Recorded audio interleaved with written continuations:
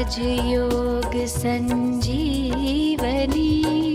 सुख स्वास्थ्य संपदा वर्धिनी प्रिय आत्मन बंधूनो अनुभव करा अनुभव करा।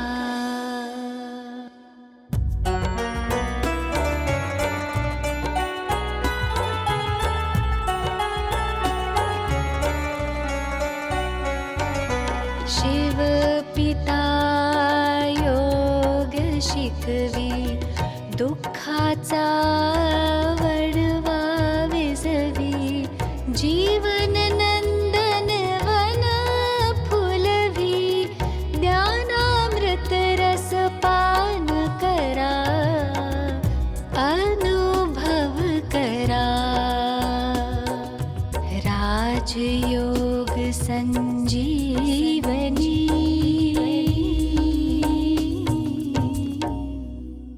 नमस्कार दर्शक मित्रो, राजयोग एक संजीवनीमध्ये मी तुमचं पुन्हा खूप खूप स्वागत करते। संबंधावर खूप छान आपण चर्चा करत आहोत मागच्या काही सत्रांपासून। मागच्या सत्रामध्ये आपण बघितलं आईचा संबंध आपण कसा जोडू शकतो परमात्म्याशी आणि त्याला स्वतःला बालक आपलं कसं बनवू शकतो। आईच्या रोलनंतर जीवनामध्ये पित्याचा रोल खूप महत्त्वाचा मानला जातो, वडिलांचा रोल खूप महत्त्वाचा आहे। असं म्हणतात की आईची माया ही मऊ शालीसारखी आहे, त्याच्याने ऊब भागत नाही, तर त्यासाठी वडिलांचं भरभक्कम ब्लँकेट त्याच्यावर हवं। तर आज आपण पाहूयात की दीदी आपल्या अनुभवाद्वारे आपल्याला त्या पित्याशी कसं एक वडिलांचं नातं कसं जोडायचं। दीदींचा प्रवास खूप मोठा आहे, त्यांचे अनुभवही खूप विशाल आहेत, तर त्या अनुभवाची शिदोरी ते आपल्याबरोबर शेअर करतात आणि त्याच्यातनं आपण खूप छान संजीवनी आपल्याला मिळू शकेल। तर आज पुन्हा मी दीदींचं खूप खूप स्वागत करते स्टुडिओमध्ये। दीदी स्वागत आहे तुमचं। ओम शांती, नमस्कार। नमस्कार। दीदी, वडिलांचं रोल जीवनामध्ये आईच्या नंतर खूप महत्त्वाचं मानलं गेलेलं आहे आणि पालनकर्त्याच्या रूपमध्ये आपण त्याला पाहतो की पूर्ण परिवाराचं पालन तो करतो। तर अशाच प्रकारे आपण परमात्म्याला पालनकर्त्याच्या रूपामध्ये आपण कसा अनुभव करू शकू। परमेश्वर हा आपल्या सर्वांचा विश्वाचा पिता आहे। परमेश्वर हा म्हटलं जातं सर्व धर्म पितांचाही पिता आहे। तर हा परमेश्वर प्रत्येकाला वडिलांच्या रूपाने एक खंबीर नातं आपलं ईश्वराशी जोडलं जातं। परिस्थिती ह्या येतच राहतात, परिवारामध्ये परिस्थिती येतात, जागतिक लेवलमध्ये पण परिस्थिती येतात, पण परमेश्वर असा काही श्रेष्ठ आहे, अविनाशी आहे की तो एक स्तंभाप्रमाणे आहे आणि त्याच्याशी नातं पित्याचं जोडल्याने आपण सुद्धा अविचल राहू शकतो। परमेश्वर हा सर्व शक्तिवान तर आहेच, त्याच्याबद्दल तो आपल्यावरती काही परिस्थिती मुलावर आली तर तो पाठीराखा असतो, जसा एक पिता असतो। जसा एक पिता असतो। परमेश्वर हा आपला एक बॅकबोन आहे। शरीरामधला बॅकबोन हा एक जसा जन्मभर आपल्याला उभं करत असतो, तसं परमेश्वराचा पण बॅकबोन हा आपल्याला जीवनामध्ये उभं राहण्याची शक्ती देत असतो। आणि म्हणूनच परमेश्वराला सर्व धर्मपितांनी सुद्धा परमपिता म्हटलेलं आहे। गुरु नानकजीने पण सांगितलेलं आहे, एक ओंकार सतनाम अकाल मूर्त। परमेश्वर हा अकाल मूर्त आहे, कालांचाही काळ तो आहे, महाकाळ म्हटलं जातं तो। आणि दुसरी गोष्ट विशेषता ही आहे की परमेश्वर हा अनचेंजेबल आहे, कधीही तो चेंज होत नाही। तो पवित्रतेचा सागर आहे, तो सदैव पवित्रतेचा सागर आहे। तो शक्तीचा सागर आहे, तो सदैव शक्तिशालीच आहे, म्हणजे त्याचं डाऊनफॉल नाही होत। जसं आपण काही गोष्टी नवीन ॲक्वायर करतो तसं त्याचं डाऊनफॉल नाही, तो कधीही उच्च वर असं काही नाही, एक रस आहे। आणि म्हणून त्याला परमेश्वराला पिताच्या रूपाने जेव्हा आपण आठवण करतो तर आपल्याला एक जीवनामध्ये किंवा ह्या एक विश्वामध्ये आपण एक धाडस म्हणून किंवा उघड्या छातीने म्हणतात ना फिरू शकतो आणि आपल्याला कुठल्याही गोष्टीची कधी भीती वाटणार नाही, भय नाही वाटणार की माझा बॅकबोन ईश्वर आहे आणि ज्याचा साथी ईश्वर आहे त्याला कशाची भीतीच नाही. म्हटलं जातं जाको राखी साईया मार सके न कळीया. परमेश्वर आपला साथी असल्यामुळे ही जेव्हा आपण भावना ठेवतो आणि त्याचा अनुभव करतो तर खरोखर आपल्याला किती किती मोठ्या विघ्नातनं सुद्धा आपण वाचतो, कारण की तो आपल्याला पकडून ठेवतो. मला वाटतं एकदा एका 4-5 वर्षापूर्वी विदेशामध्ये सुनामी आली होती आणि त्या सुनामीमध्ये एक आई होती आणि तिचे 3 मुलं होती. तेव्हा त्या सुनामीमध्ये काय होतं की ती बोलते की आता मी हा जो एक छोटा मुलगा आहे याला मी पकडते. आता परमेश्वरा तू पिता आहे, तू याला घे, कारण की तू पिता आहे. तू मी आई आहे तर ठीकच आहे, पण विश्वाचा पिता तर तू आहे, तू ह्याला सांभाळ. आणि खरोखर तिच्या हातातनं ते बाळ दुसरं मूल मोठं सुटून जातं आणि ते दोन्ही मुलं तसेच परत तिला सुनामीमध्ये सुद्धा वाचतात आणि ते परत तिला मिळतात. म्हणजे ज्या वेळेला ईश्वर हा आपला पिता आहे हे आपण बुद्धीमध्ये ठेवतो तर तो आपली जी आज्ञा आहे किंवा जे त्याच्याबद्दल आपण संबंध जोडला आहे त्याचा तो आपला निभावून काढतो किंवा तो पूर्ण वादा निभावतो. आणि म्हणूनच परमेश्वराशी आपण सदैव वडिलांचं नातं जोडलं तर तो एक आनंद आणि आपल्याला कधीही भीती वाटणार नाही. संकटाच्या परिस्थितीमध्ये एक स्तंभ म्हणून ईश्वर हा आपल्याला लाभतो. म्हणजे पूर्ण परिवाराचा पिता जसा एक स्तंभ असतो की पूर्ण परिवार जरी हलला तरी पित्याला हालता येत नाही, तशा प्रकारे या पूर्ण विश्वाचा स्तंभ आपण त्या पित्याच्या रूपमध्ये आपण त्याला पाहू शकतो, अनुभव करू शकतो. जसं आई आपल्या भावना लवकर एक्सप्रेस करते, पण वडील लवकर जनरली त्यांच्या भावना एक्सप्रेस करत नाही, तर त्या भावना समजून घ्याव्या लागतात. तर असंच आपल्याला परमेश्वराच्या पण ज्या सूक्ष्म भावना आहेत त्या कशा आपण समजून घेऊ शकू? परमेश्वराच्या भावना आपल्याबद्दल खूप श्रेष्ठ आहेत. जसं वडिलांना वाटत असतं की माझा मुलगा हा माझ्या कुळाचं आणि माझं दर्शन करवणारा आहे आणि नेहमी त्यांना वाटत असतं की मी भले किती कष्ट सहन केले पण माझ्या मुलांना हे कष्ट मिळू नये. तर परमेश्वराची सुद्धा हीच भावना आहे की माझी मुलंसुद्धा विश्वामध्ये असे प्रसिद्ध व्हावे की परमेश्वराचं नाव रोशन करतील. आणि म्हणूनच पिताच्या रूपाने परमेश्वराची भावना ओळखण्यासाठी आपण हे लक्षात ठेवलं पाहिजे की तो जसा विश्व कल्याणी आहे तसं माझीसुद्धा ही उदात्त भावना पाहिजे की मी सुद्धा या विश्वाच्या परिवार आहे, माझं वसुधैव कुटुंब आहे आणि ह्या कुटुंबातला प्रत्येक मानव हा माझा भाऊ आहे. बरोबर, तो पिता आहे तर त्या हा नात्याने प्रत्येक मानव हा माझा भाऊ आहे आणि त्यांच्याबद्दलही मला शुभ भावना ठेवायची. आणि ही भावना जेव्हा उदात्त असते ना खरोखर आपलं हृदय खूप शुद्ध राहतं. माझा तर खूप अनुभव आहे. मी जेव्हा कुठेही जाते, कुठल्याही सेंटरवर जाते, कुठल्याही लोकांना भेटते, कितीही गरीब असो, अनाथ असो किंवा साधारण किंवा उच्च असो, पण सगळ्यांना मी हीच भावनेने बघते की ही माझ्या वडिलांचीच मुलं आहे. परमेश्वर पिता विश्वाचा पिता आहे आणि हे सगळे त्याची मुलं आहेत. ह्या मुलांमध्ये एक एक गुण आहे. तो मला वडिलांनी त्याच्यामध्ये कुठला गुण भरलेला आहे तो गुण मला त्याच्यातनं शोधायचा आहे. तर ही एक परिवाराची भावना आपल्यामध्ये निर्माण होते.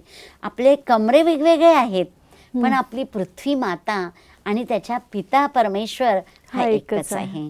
तर ही उदात्त भावना येते. त्यामुळे परमेश्वराच्या पित्याची भावना आपल्याला ओळखू शकतो की त्याला काय वाटतं. बघा, जसे 2 भाऊ भांडत असले तर वडिलांना आवडेल का? नाही आवडत.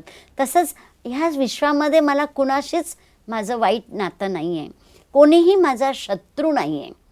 जेव्हा आपण ईश्वराला आपलं पिता समजतो तर ह्या जगात माझा कोणीही शत्रू नाही. म्हणून म्हणतात ज्ञानवान व्यक्तीचा ह्या जगात शत्रू नाही, त्याचे सगळे मित्र आहेत. तर आपण सुद्धा जीवनामध्ये सर्वांबद्दल ही भावना ठेवली पाहिजे की परमेश्वर माझे वडील आहे आणि हे सारी विश्व माझा परिवार आहे. याच्यात माझा कोणी शत्रू नाही, कोणी मला त्रास देऊ शकत नाही, कोणी मला वैरी माझा नाही, माझे मित्र आहे. खूप सुंदर. म्हणजे त्या पित्याला आपण संतान, आपण त्याचे संतान आहोत आणि त्या नात्याने पृथ्वीवरचा प्रत्येक मनुष्य त्याचं संतान आहे.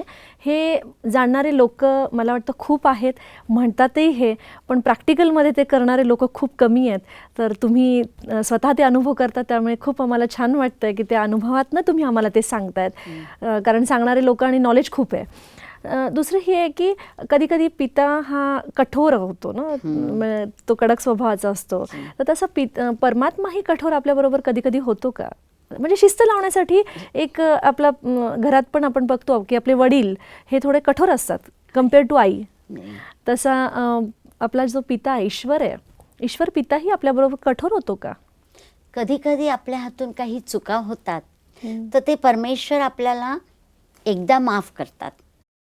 परंतु परमेश्वराने सांगितलं, मी पुन्हा तुम्हाला सुधरवण्याची कोशिश करतो. पुन्हा पुन्हा आपल्याला चुका त्या पोटात घालतात. पण शेवटी काय आहे, जे काही आपण कर्म करतो त्या कर्माच्या रिॲक्शन ही आपल्याला स्वतःलाच भोगावी लागते. कारण की कर्माचं फळ हे मिळत असतं. परमेश्वर हा कठोर कधीच बनत नाही.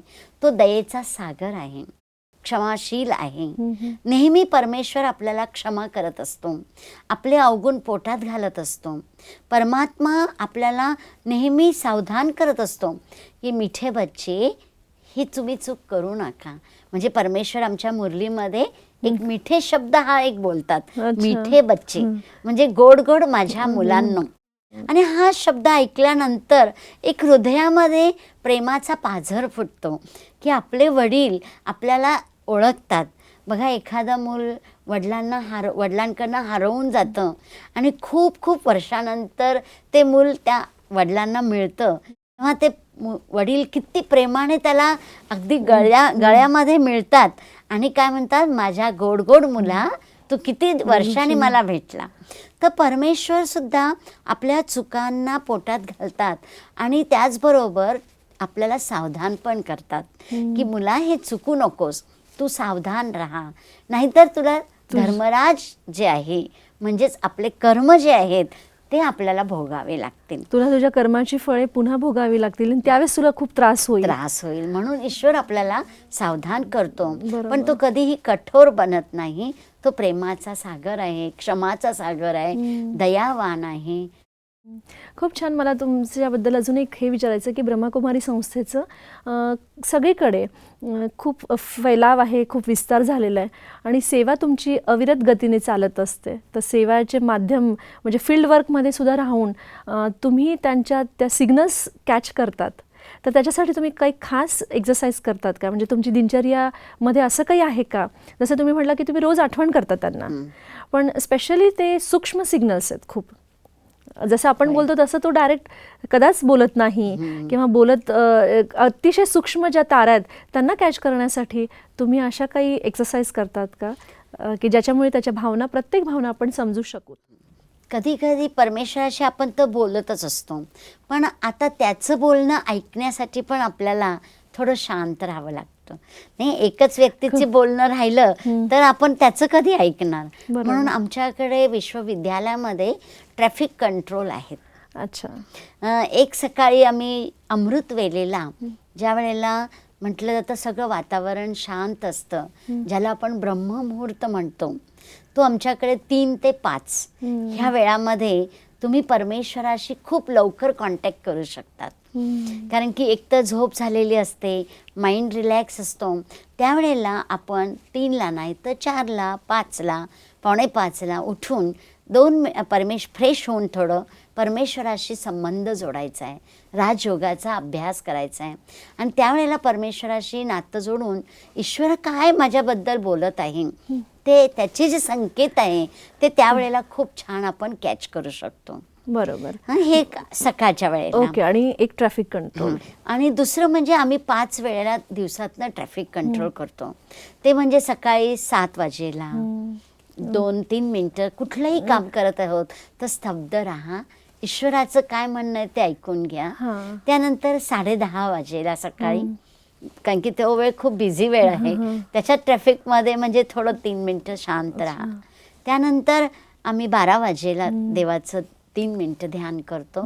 संध्याकाळी 5:30 वाजेला, रात्री 7:30 आणि झोपताना 10 वाजेला, 9:30-10 अशा दरम्यान. असे प्रत्येक वेळेला थोडं वेळ थांबवून 3-3 मिनिटं ईश्वर परमात्मा माझ्याबद्दल काय बोलतोय. आणि खरोखर आपल्याला समजतं ते की आता मी जे ह्या 2-3 तासात कर्म केलंय याच्यात कुठे माझं चुकतंय का. म्हणजे थोडा ब्रेक लागतो. कर्म क्षेत्रामध्ये आपण वाहून जातो, कामामध्ये विचारांमध्ये वाहून जातो, किंवा आपल्या कर्मस्थळामध्ये आपण खूप लिप्त होतो. आपल्याला कमळा फुलाप्रमाणे न्यारं आणि प्यारं राहायचंय. कमळाचं फूल जसं चिखलामध्ये राहून अगदी वेगळं असतं, तसं आपलं जीवन जे आहे ते ह्या संसारामध्ये राहून सुद्धा वेगळं ठेवण्यासाठी हा अलिप्तपणाचा प्रॅक्टिस करायची. बरोबर. ज्याला आम्ही ट्रॅफिक कंट्रोल असं म्हणतो. मनामध्ये जे ट्रॅफिक चालतं त्याला कंट्रोल करणं, थांबवा, ही प्रॅक्टिस करणं आवश्यक आहे. आणि ब्रह्ममुहूर्ताला अर्धा तास तरी इवन बसून तुम्ही मेडिटेशन अवश्य करा. तर तुम्ही सांगितलं की त्यांचे सिग्नल सगळे कॅच करण्यासाठी ते काय म्हणतात, त्या भावना खूप सूक्ष्म आहेत. प्रॅक्टिकलमध्ये पण असंच होतं, आई लवकर एक्सप्रेस करते, वडील नाही करत, हेही मी अगोदर सांगितलं. तसेच ईश्वर पित्याच्या भावना आपल्याला सूक्ष्म समजून घेण्यासाठी मनाला शांत ठेवणं खूप जरुरी आहे. तर त्याच्यासाठी तुम्ही खूप छान सांगितलं की प्रत्येक वेळेस अलिप्तपणा, ते शरीर आणि शरीराचे जे कर्म संबंध आहेत किंवा कर्मक्षेत्र आहे त्याच्यामध्ये आपण इतकं लिप्त होतो, तर त्याच्यापासून आपल्याला थोडा अलिप्तपणा खूप जरुरी आहे. खूप सुंदर. आपण हे बघतो की ही मान्यता आहे जगामध्ये पण, भक्ती मार्गामध्ये पण ही मान्यता आहे की ईश्वराच्या मर्जीप्रमाणे हे सगळं चालतं आणि तो कठोर होतो. आणि जेव्हा तो कठोर होतो त्यावेळेस तो कोप पावतो, आपल्याला शिक्षा देतो, जसं पिताही देतो कधी कधी. आणि त्याच्यामध्ये त्याची भावना चुकीच्या नसतात. एक वडील, आपण बघतो आपल्या शरीराचा जो पिता आहे, वडील आहेत, ते पण एका परिवारामध्ये कधी कधी मुलाला शिस्त लावण्यासाठी त्यांना शिक्षा देतात. तर असं आपल्याला ईश्वर पण शिक्षा देतो का किंवा कोप तो पावतो का? परमेश्वर कोप कधीच पावत नाही. कारण की त्याला म्हटलं जातं सदाशिव, म्हणजे सदा कल्याणकारी. शिव ह्या शब्दाचा अर्थ आहे कल्याणकारी. तो नेहमी आपलं कल्याण करत असतो, कधीही तो अकल्याण नाही करत किंवा कोप नाही पावत. मग तो काय करतो, आपल्याला आपल्या हातून चुका झाल्या तर तो कोप तर नाही करत, परंतु परमेश्वर आपल्या कर्माची फिलॉसॉफी आपल्याला शिकवतो की हे जे काही चुकीचे कर्म आहेत त्या कर्माचं आपण विचारयुक्त करून, विचारांनी आपण आठवण करून अगर वाईट कर्म करतो, माहिती आहे की या कामाने माझी चूक होत आहे, मला त्याचं भोगावी लागेल आहे, तरीही आपण ते करत आहोत, तर त्याचा 100 गुणा दंड आपल्याला मिळतो.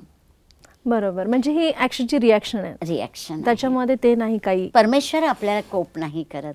परंतु मग आपण आता ज्ञानवान जसे बनत जातो तसं तसं आपल्या कर्मांवरती आपलं अटेन्शन जातं आणि आपण जास्तीत जास्त सत्कर्म करण्याकडे लागतो.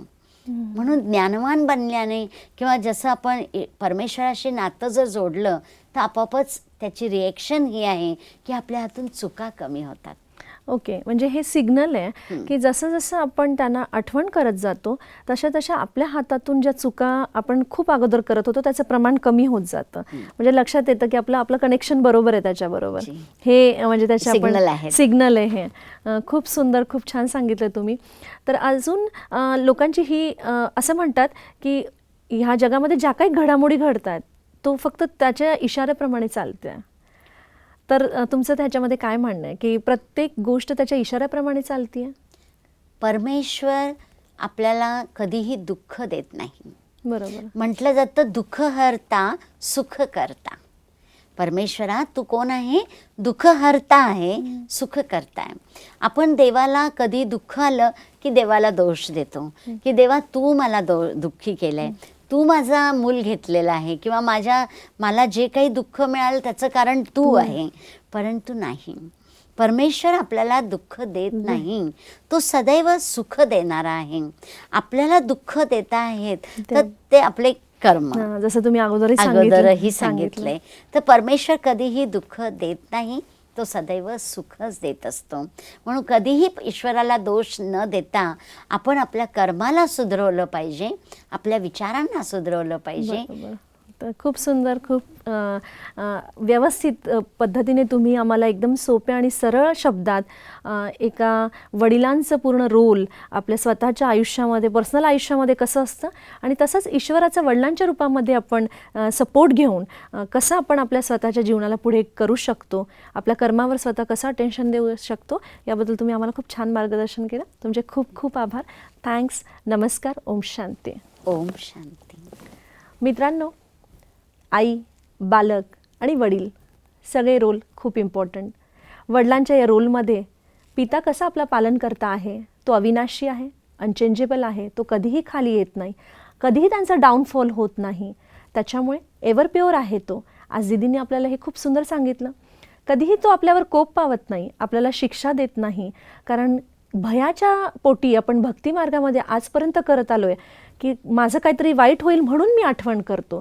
तर हे जर भय काढलं तर आपण त्याला वडिलांच्या रूपामध्ये खूप सुंदर पद्धतीने आठवण करू शकतो आणि त्यांचे जे सूक्ष्म सिग्नल आहेत त्याला कसे कॅच करू शकतो. आज दीदींनी आपल्याला खूप छान सांगितलं की ट्रॅफिक कंट्रोल, मनाला शांत ठेवून आपण ते सिग्नल त्यांचे कॅच करूयात. तुम्हीही हे प्रॅक्टिस करा आणि हे सिग्नल कॅच करण्याची तुम्ही प्रयत्न करा. नक्कीच तुम्हाला त्याच्यामध्ये यश येईल. पुन्हा आपण दुसऱ्या सत्रामध्ये दुसऱ्या विषयावर चर्चा करूयात. तोपर्यंत मला रजा द्या. नमस्कार.